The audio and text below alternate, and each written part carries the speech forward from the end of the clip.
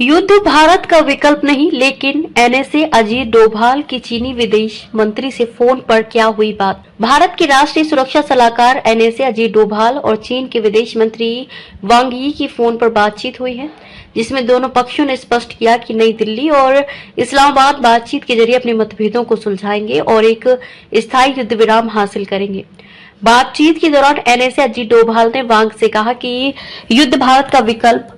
डोभाल के साथ अपनी बातचीत में वांग ने उम्मीद जताई कि भारत और पाकिस्तान शांत और संयमित रहेंगे, बातचीत और परामर्श के माध्यम से मतभेदों को ठीक से संभालेंगे और स्थिति को बढ़ाने से बचेंगे।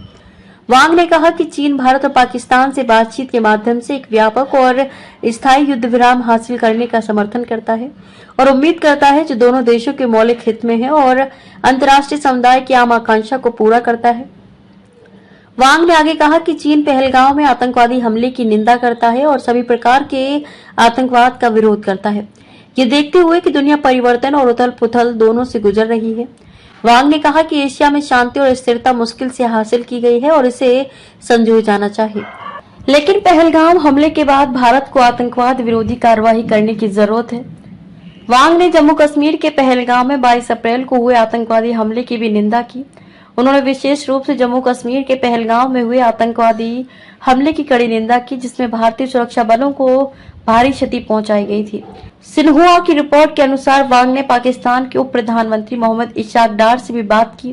पहलगाम हमले के जवाब में 7 मई को भारतीय सेना द्वारा पाकिस्तान और पाकिस्तान के कब्जे वाले कश्मीर पीओके में आतंकी ढांचे पर हमला करने के बाद भारत और पाकिस्तान के बीच दुश्मनी बढ़ गई थी।